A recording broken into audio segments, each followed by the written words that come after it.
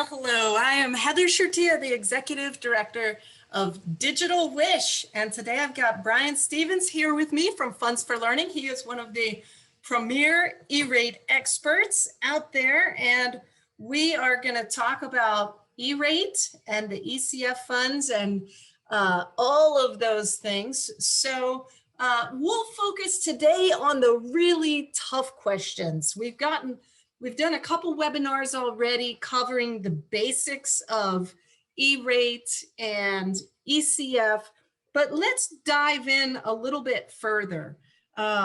We'll start with Brian. Do you want to give us an overview of ECF? Sure, the yeah. Connectivity Fund? Yeah, go ahead. Emergency Connectivity Fund is a $7.1 billion funding source that was created as a part of the American Rescue Plan Act.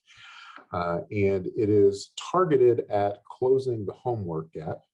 And so what it does is it provides funding for the purchase of internet connectivity to locations that are not at school for public school districts, as well as at home or connections away from public libraries as well. In addition to providing off-campus internet access, it also provides funding for the purchase of what we call connected devices, which are laptops and tablet computers necessary to facilitate remote learning. Great. So let's take a look at what is the difference between ECF and E-rate, because E-rate's been around for years, and now, you know, the new stimulus package has come out, and we have a new thing called the Emergency Connectivity Fund, which is apparently going through the E-rate program. But now, what is the difference between those two things? Yeah, so the ECF is right now, if you want to call it a temporary funding source or a one-time funding source, you know, it was created as a part of this stimulus package, and when the money is gone, it's gone. The E-rate program has been running since 1998 and will continue to run, you know, well into the future. It's an annual application process. Really kind of the difference between the two is E-rate concerns itself with getting schools and libraries connected on campus. So connectivity at a school building or at a library branch. And ECF is really concerned with getting connectivity away from school campuses. So at student homes or library patron homes or wherever they go when they leave the brick and mortar school or library branch. The two programs used together really mean that you would be able to, you know, a school district, for example, could ensure that a student is connected to the internet at school, that they're connected to the internet on the school bus on the ride home, and then they're connected to the internet at home when they get there to facilitate, you know, remote learning or continuing to do off-campus schoolwork. So the ECF funding is going through the E-rate program. What does that mean? Does that mean it has the same qualifications? Does that mean the rules have changed? Does that mean the rules are the same? How do I connect the dots between those two?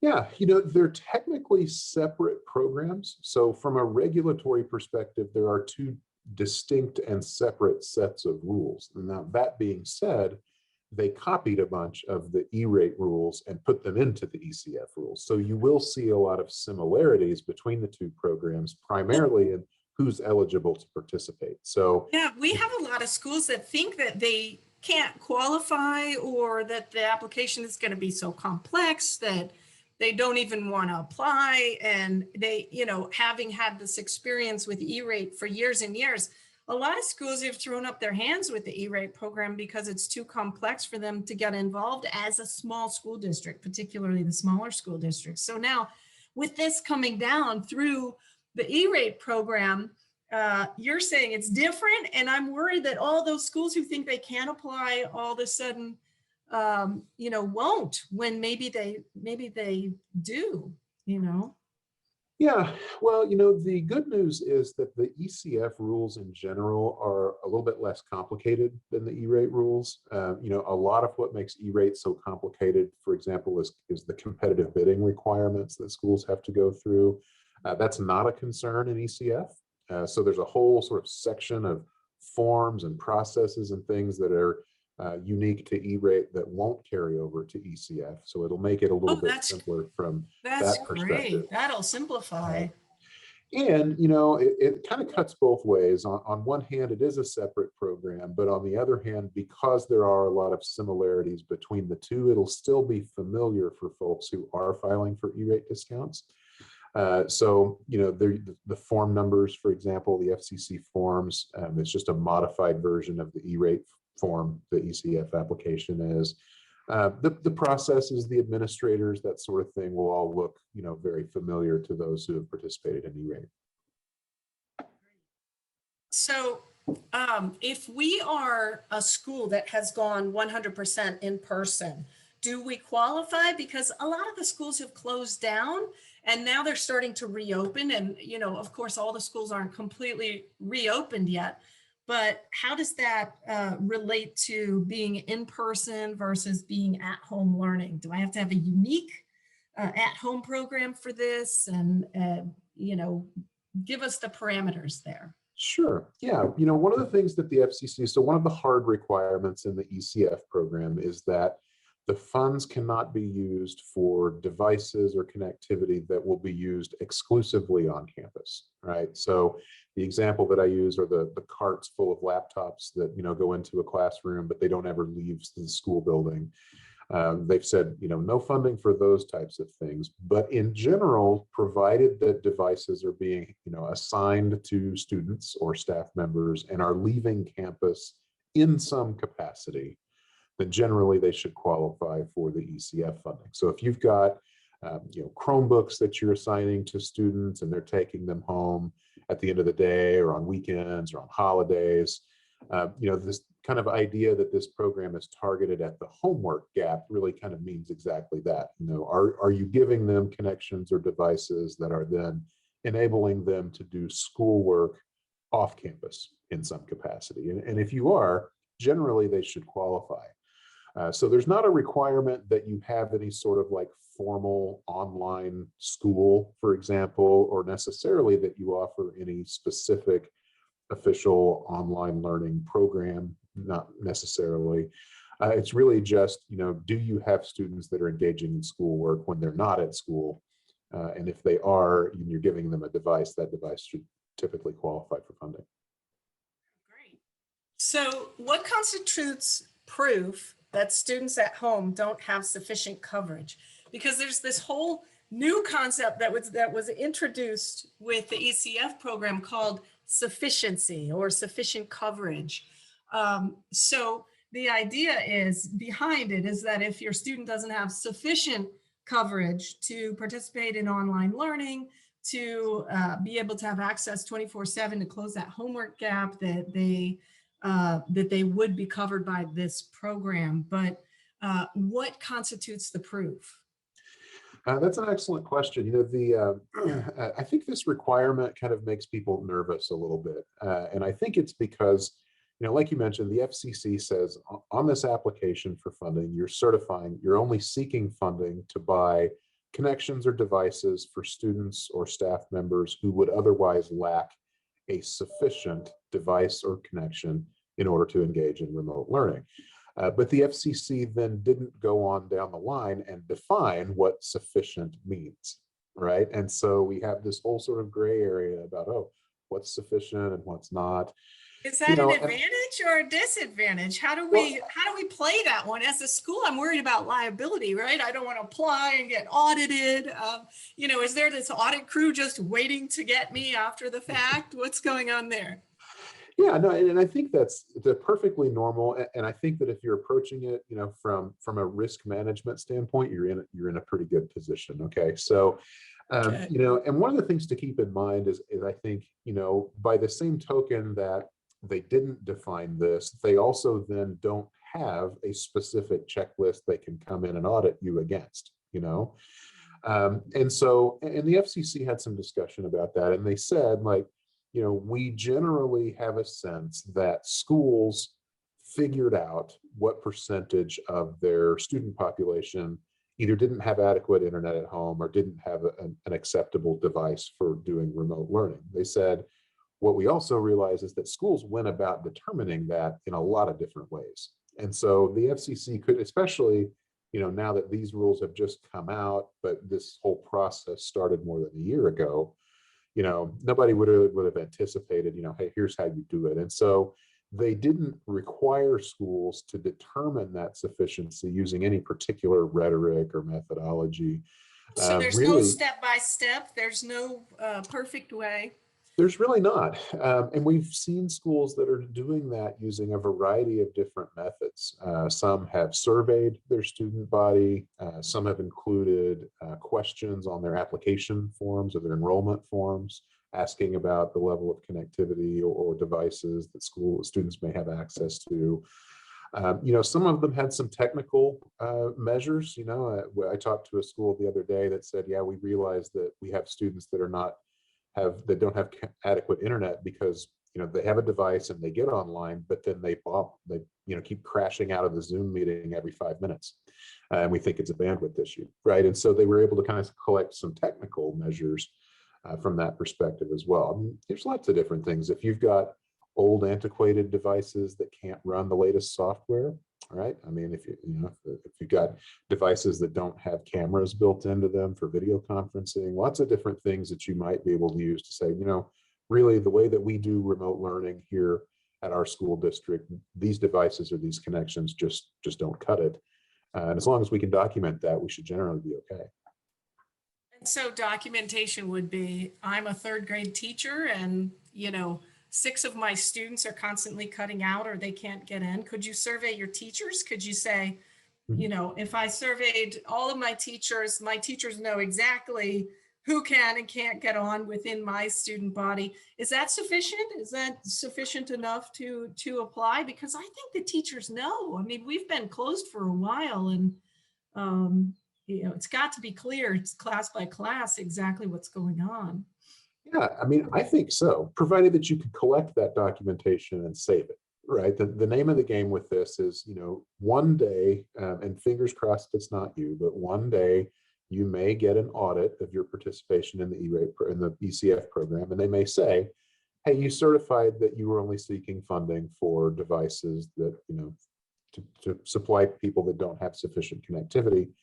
How did you determine that, right? That's the question they could ask. And then you just need to have some documentation to show them. And I think if you log that, you say, we had 13 elementary school classrooms here, and all the teachers reported, that in that classroom, 6 children couldn't connect, and this one, 9 couldn't, and you've got those numbers. I think that's a perfectly reasonable way of explaining this is how we determined how many devices or connections we needed. Well, we've been talking to a lot of libraries because in this particular grant, you've got public schools who qualify, charter schools who qualify, and libraries as well. So a lot of libraries are asking, my patrons, they don't visit very frequently. How can I possibly get information on need if I'm a library? I've got a list of patrons, but they're not coming and going. I don't know, how do I collect that? That's a good question too. We've talked to a lot of libraries who are struggling with this. Now, the FCC did, they're pretty reasonable about this. They recognized that number one, a library has no idea who's going to come through the front door of the library on any given day. And number two, there is no reasonable way they could know that library patrons' socioeconomic status or the level of connectivity that they have once they leave the library system. And that's sort of accepted as a given. So one of the things that libraries are going to be required to do in participating in the ECF program is both notifying patrons and essentially asking the patron to sign, indicating that they don't have access to a connection or a device absent the one that they're checking out from the library. Oh, so they sign when they come to check out? They make a form? Yeah, it's a bit of a self-certification process, if you will. But they need the information in advance, right? So yeah, and that's kind of the tricky part. So, we've talked to some libraries who are already doing programs with hotspots or devices or both. They already have them in circulation. So if that's you, you probably got some records, some statistics, if we never have any on the shelf because they're always checked out, that's a good sign, right? In other cases, it really may have to be an estimate. And again, I think it just kind of goes back to there's no specific right or wrong way to do that, as long as you sort of keep track of what methodology you used and are able to explain it, right? Certainly, there's probably a point at which a request could be excessive. If we've got a community of 10,000 people and we've requested 9,000 devices, that's an awful lot, right? Seems, Yeah, high. That's right? a pretty high percentage, 90%. Yeah.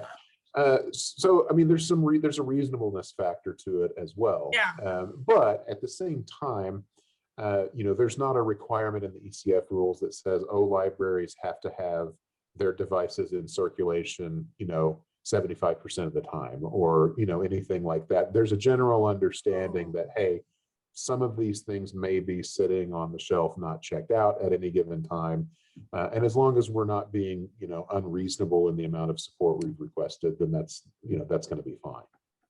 We did a national survey of the disconnection rates at home. So the kids at home who don't have internet service and don't have laptops. And we came out with a couple of different numbers. One is about 12% on the low end don't have internet connections at home, and about 22% on the high end don't. So depending on if you're looking at rural, urban, and what the demographic of the school is somewhere between that 12 to 20% range. So that might give some guidance or some intelligence in terms of making a prediction. We also, I want to point out Digital Wish in the Solving the Digital Divide series. We did a webinar with Cuesta College on setting up a hotspot lending program. They have been doing a lending program for over a year and have loads of hotspots in their lending program, and they are 100% subscribed from the time that they launched the program till now and continue to increase it.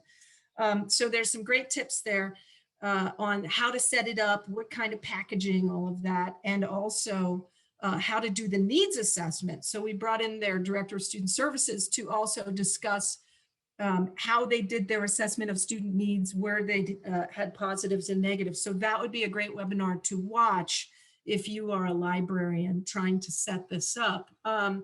I also want to share that because Digital Wish is sort of at the heart of this with our mission to solve the digital divide, this would be a great time to bring up our website and take a look at our homepage. We've just launched a massive campaign to share and spread the word. So scroll up a little bit and let's take a look. Let's start at the top and go down. At the very top, we have this $7 billion in EdTech funding, spread the word.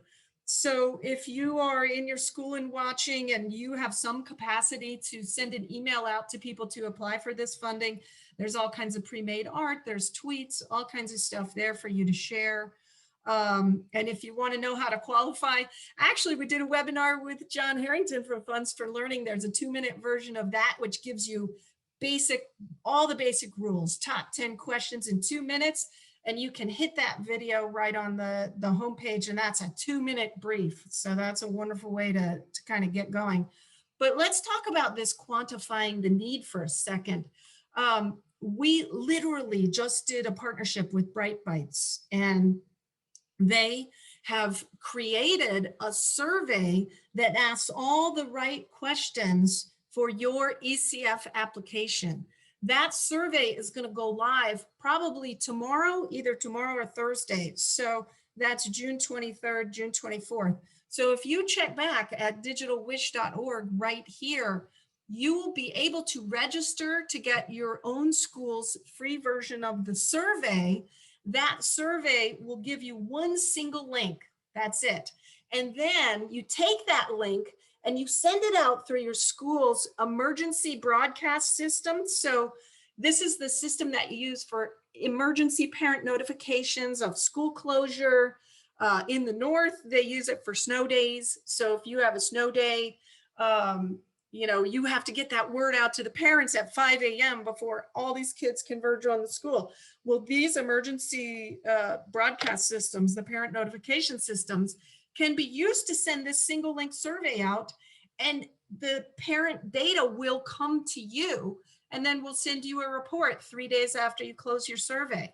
So come here and request your free survey, send it out through your school's notification system. That is the one piece of information that you will be able to send out, and it will get to the parents through their cell phones. It will get, even if they don't have an internet connection. So it's a wonderful way to do that.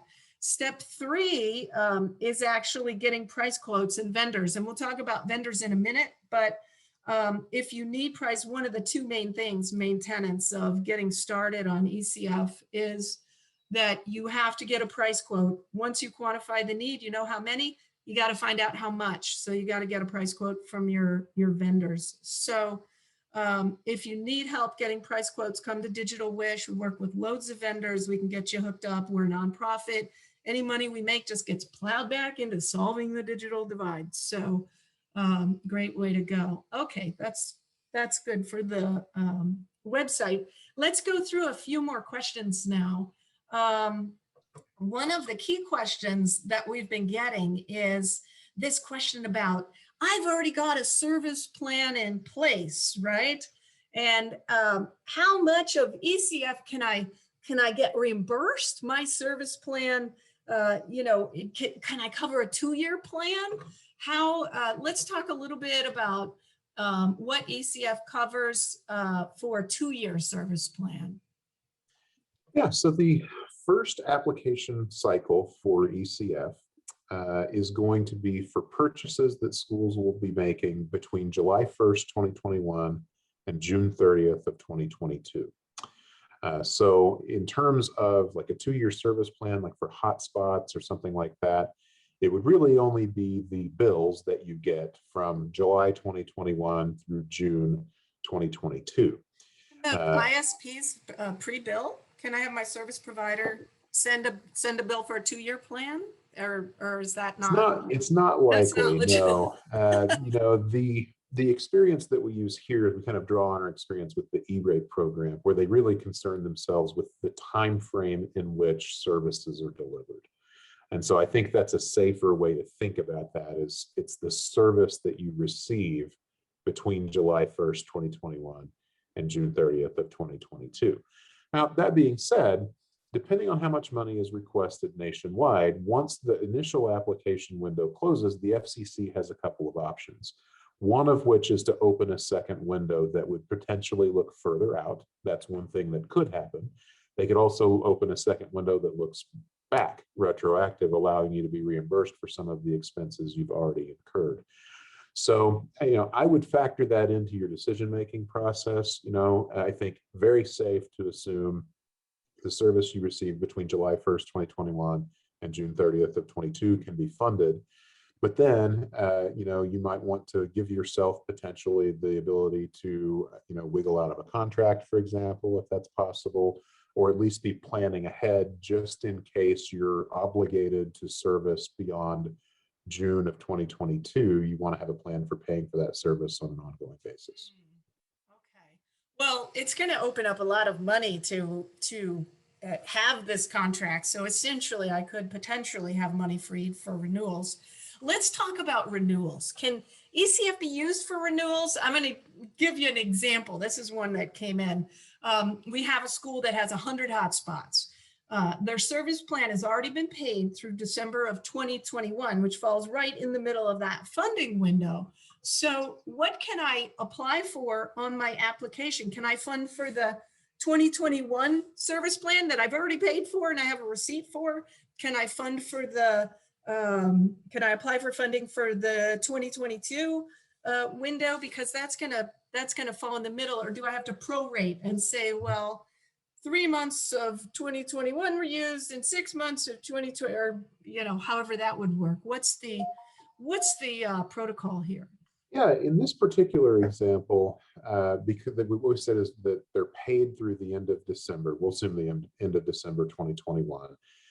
You'd want to take a look at the source of the money that paid for that service through that time period. Okay, so if you used something like ESSER funds, other CARES Act funds, targeted state funding that was pandemic relief related, and those funds went to pay your service through the end of December, then they would not qualify for ECF funding. One of the things you certify on your ECF application is effectively that you're not double dipping, for lack of a better term.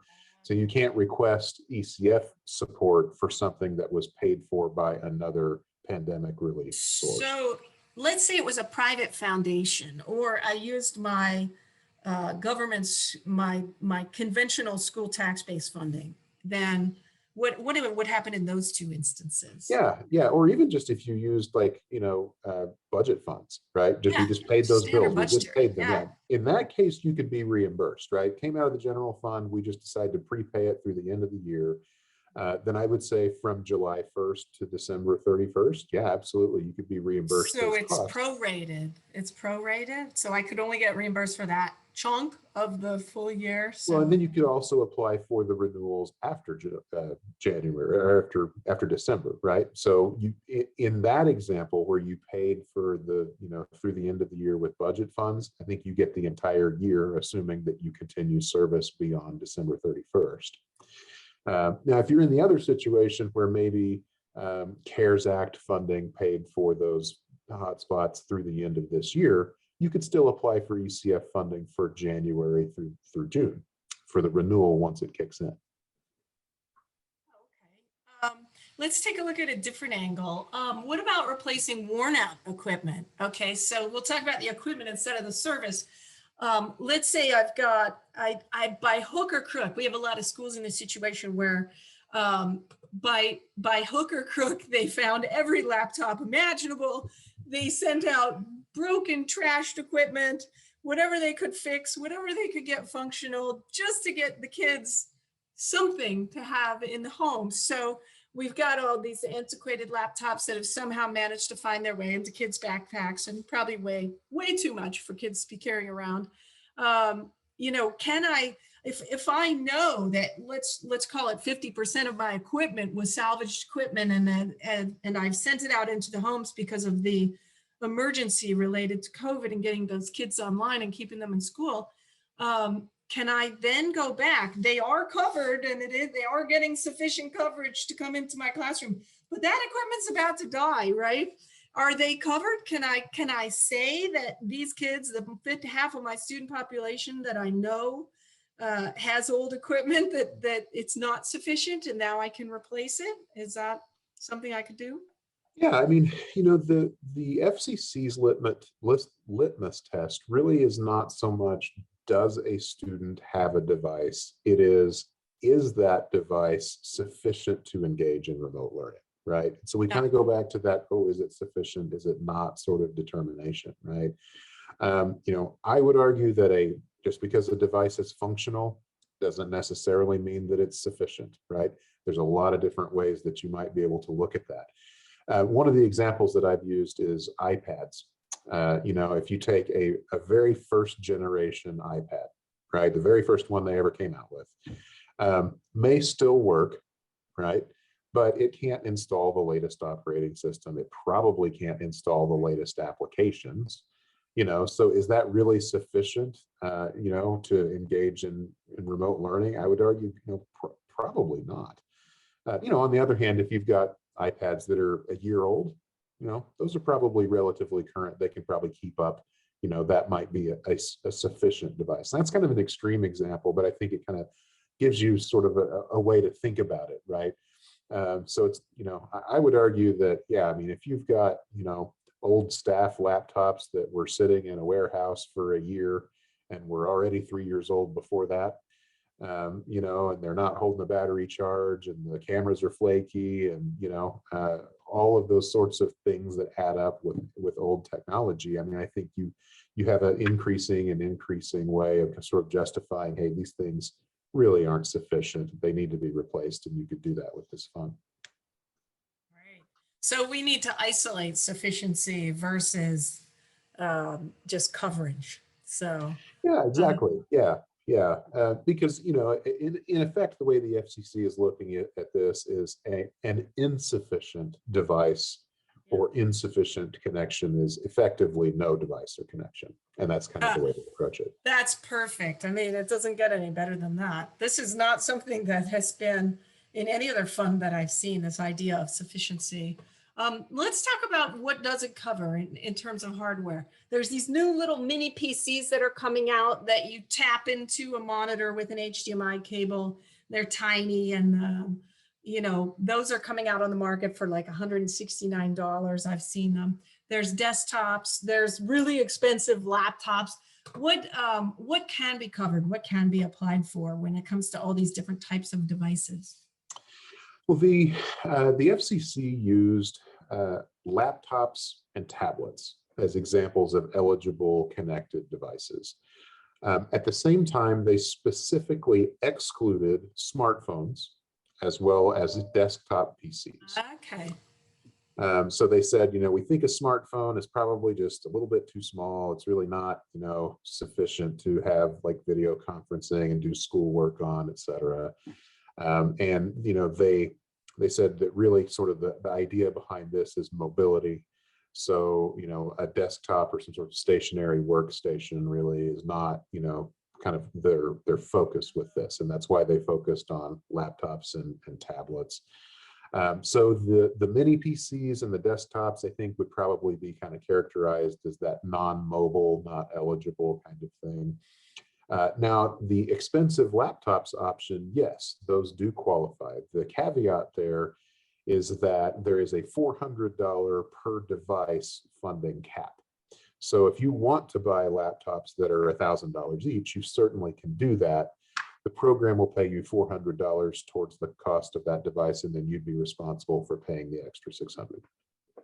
Well, we were in another funding webinar, and we were talking about ESSER, and a lot of schools that are applying to ECF already are looking at much more expensive laptops, particularly for their high school students in the graphics department, that type of thing. But they are actually co-funding the equipment purchases with ESSER funds for the excess above 400, as long as it's not double dipping. You know, the first 400 comes out of ECF and E-rate, and then the next, call it 300 or 500, whatever is the balance, could potentially be funded out of ESSER. So yeah, that's a smart approach. And the more, I mean, I know there's a lot of funding sources. There's money, you know, from here and there. It can be used for this or that. And I think, you know, being strategic about that, really understanding the nuances of each program and putting those pieces together, you can have a sort of comprehensive funding solution that can really, you know, really do some amazing things. right. Well, let's talk about what is reimbursable. So it's pretty much a given that new devices and new service plans that are adopted between that window for students who have need and don't have coverage is going to be reimbursed. But now we talked a little about existing service agreements and how you prorate the pieces that fall within the funding window. What about things like worn out hotspots, used equipment replacement for students who do already have coverage? All of those things are covered, right? Yeah, absolutely. You know, provided that they meet the eligibility requirements, to, you know, they're a laptop or a tablet computer, or it's a hotspot, hardware or service to a hotspot, then those are all eligible for support. The key is that they're purchased between July 1st of this year and June 30th of next year. Now, it very well may be that you have, you know, some existing hotspots that you've already purchased, so you own the hardware, but you need the ongoing service. Perfectly fine. This is the July through June bills again. And then, yeah, I mean, you know, we talked about sort of the antiquated devices or the insufficient devices, the replacement of those items, as long as those purchases are made within the appropriate time frame, should qualify. So there's this new concept that was introduced called reimbursement in advance, which I am completely baffled by how you get reimbursed in advance, but that's the vocabulary that is being thrown around. So let's talk about, what does reimbursable in advance mean? How does it work? And when does that occur? Yeah, so there's really kind of there's two ways that schools and libraries, applicants in this ECF program, can actually receive cash disbursements from the program. One is a true reimbursement. So, I'm going to file my ECF application, it goes through review, it gets funded, and I have a funding commitment. So then what I would do is go out and make my purchase. I'd buy my laptops or my tablet computers, my hotspots, whatever. And then I file a form with the administrator that says, hey, I bought all this stuff. Now reimburse me the cost that I've already incurred. And they do that. They review the documentation and then they issue you put the money in your bank account. One of the unique things that they did with ECF is to offer a second option, which actually allows you to ask for the disbursement of funds prior to making the purchase. So what they realized was that some schools may be, just even if it's just kind of practical cash flow perspective, if we're buying a whole bunch of devices, we might not have that much money just sitting in the bank to make that purchase and then wait to, whatever it is, 15, 30 days to be reimbursed. And so they said, hey, you can file this form ahead of time and we will put the money in your account. Then you can go pay your vendor. You're required to do so within 30 days. And that's then once without that receiving happens, any equipment? I've never seen a grant come through that doesn't ask for the equipment to be in the hands of the schools in advance of any money changing hands. So this is breaking new ground. This is completely new rule. Yeah, it is for sure. Now, the requirement with being paid ahead of time is, number one, you do have to pay your invoices within 30 days. As you might imagine, I suspect that will be reviewed very closely, and scrutinized pretty heavily. They also said that you will be required to circle back around and provide proof that your invoices were paid. And so, they're not just going to take it on faith that, yeah, we're going to pay it in 30 days. You will have to submit some documentation to show that you did that. That's probably a good thing.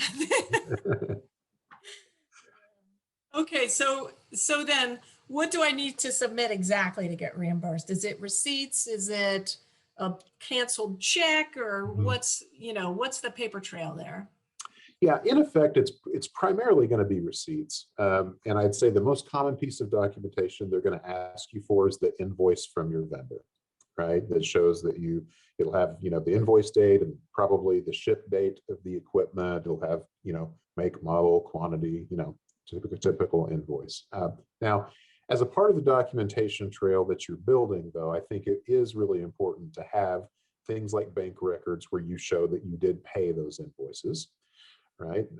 And, all of the subsequent sort of fulfillment documentation, shipping records to show that you received the equipment, and, inventory records that where you keeping track of everything that you own and who it was assigned to and all those sorts of things. But in practice, for most applicants, I think probably the most common thing they will get asked for is a copy of their bill. Okay, great.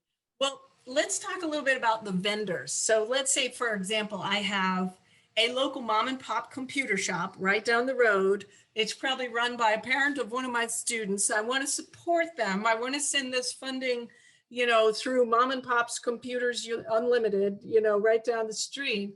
What does that vendor have to do to register to become qualified for this funding? Do I pay them directly, or do they have to go through the USAC registration, or is it sam.gov, or is it the ECF page?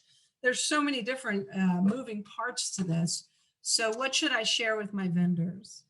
Yeah, interestingly, and this is unique to ECF, it's very different from the E-rate program.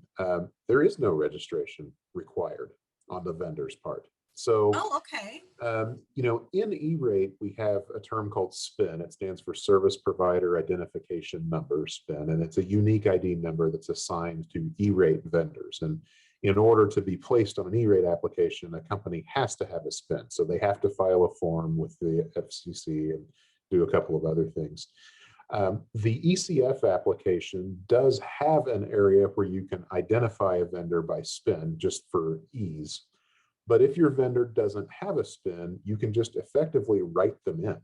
So you just provide the vendor's name and some contact information. You don't have to supply any specific identification number or unique identifier of any kind. You can just basically write their name down and some contact information for that vendor, and your application will be just fine. So they, the FCC realized, number one, a lot of traditional E-rate vendors, there may be, since this pays for things like laptops and tablets that are not eligible for traditional E-rate, there may be some vendors that sell those things that wouldn't have participated in E-rate, Sure. but also the situation you described, the smaller vendor, a local vendor that maybe doesn't do E-rate, and they're basically allowed to just, write them in. So from a vendor perspective, there's really nothing they need to do. Now, there is a third invoicing option. We talked about reimbursement. You can actually have your vendor bill the program as well. So instead of sending you a bill for the equipment, they would send USAC a bill for the equipment. The vendor has to volunteer to do that. However, they get a choice of whether they want to participate in the program in that way or not. So is there any material difference for the vendor? Like, why would anyone do that when I could write my vendor in?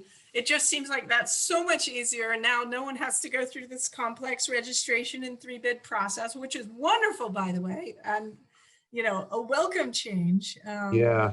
It's going to be interesting to see how many vendors are willing to sort of volunteer and say, sure, we'll invoice directly, because if they do that, if they're willing to work with the program in that capacity, then they do have some registration steps they need to take. They have to register with sam.gov, and they have to file a form with some certifications, things like that. So, and it's completely voluntary on their part. I suspect there probably will be some that'll be willing to offer that option as a, kind of a customer service type thing. And then there's probably going to be some that are going to say, I'm sorry, we're not going to participate in that capacity, but we're happy to, give you as much documentation as you need to help you do the reimbursement. So they need to get a price quote from the vendor, and then the school can just write in their name, and then there's nothing else required. That sounds too good to be true in terms of Yeah, and some of this is still, this is brand new, so there very well could be some review of that information that gets put on the application. So, I think in the case of a write-in vendor like that, my suspicion is that during the review process, they will probably ask for, like you mentioned, a quotation or a proposal or something that kind of has their name and logo and contact information, to kind of match up and make sure that it's that it lines up. But yeah, I mean, beyond that, they're not requiring the vendors to go through any sort of lengthy sign up or registration process, which should really expedite, getting funding commitments out the door. That is great news. Excellent. Let's talk about network security. Is network security eligible for ECF funding? There's a lot of security in the conventional E-rate program. What does ECF cover? Yeah, unfortunately, nothing is the answer. In the sort of the lead up to the ECF rules, there were a lot of comments submitted by schools and libraries and service providers and organizations. There was a lot of support in the record for including network security components as a part of this ECF program.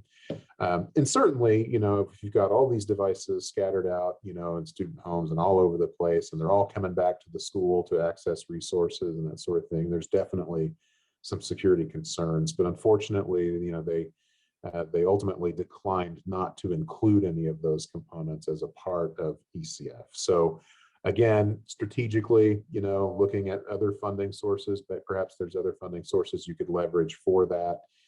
But it's not a part of ECF.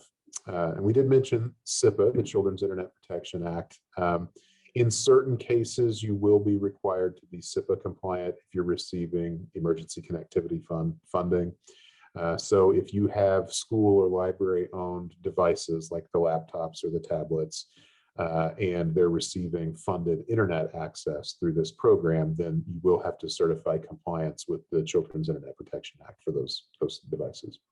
Well, Digital Wish sources hotspots for schools, and all of our hotspots that we send out have automatically installed CIPA requirement, CIPA compliant filtering on them, and it comes preloaded. So when you get your hotspot in the mail, there's a password that you put in, you sign on, you're already being filtered, whether you know it or not.